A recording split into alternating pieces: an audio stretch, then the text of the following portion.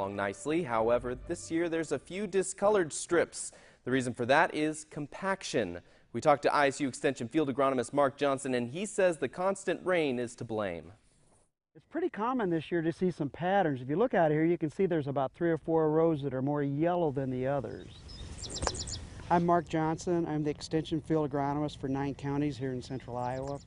With all the rain we've had, it's been really bad all through the planting season, and ever since the planting season, we've never really dried these soils out and got down to field capacity very much. And so if we did anything to complicate that by putting in, say, a compaction layer, so where the planter wheel was, it compacted the soil more than the rest of the planter. So if I push here, it stops right there. If I go over here into a little taller corn, yeah, it didn't go a whole lot farther, but it was just enough farther that the roots actually got to explore it a little bit more.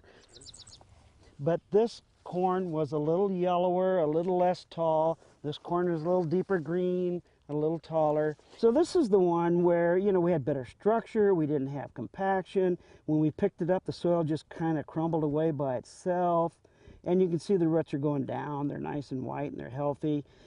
This is the one that where we had more compaction. See, it's so, because it's so compacted, it's not draining, so it's staying wetter with the same amount of rain. And a lot of these roots, you can see they're going out to the sides, trying to get away from that compacted area.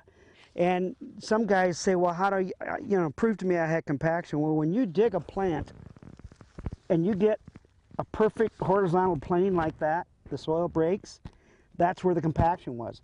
So really the best thing that can happen to this kind is a really nice, gentle, soaking rain that isn't excess rain. Kind of helps soften this up, gives it a chance to drain away. This, we had pretty severe compaction in this area, so I'm not sure what would help it.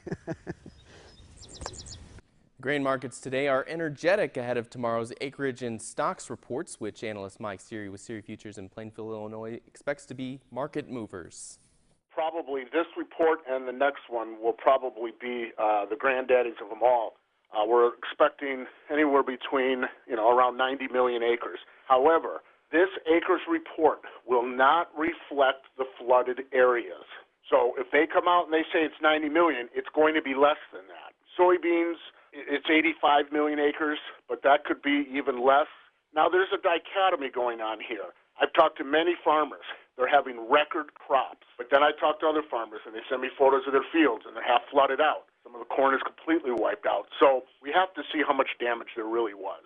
I am short the December cattle at 153. That was the breakout. I'm still recommending short positions.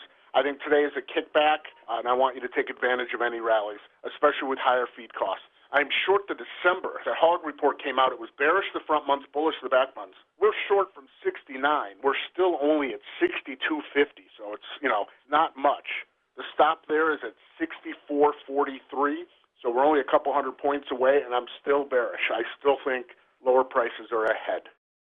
The Saturday sheep market in Colfax saw a lighter run of both sheep and goats. 365 head of sheep and 118 head of goats sold, with feeder lambs averaging $1.94 per pound.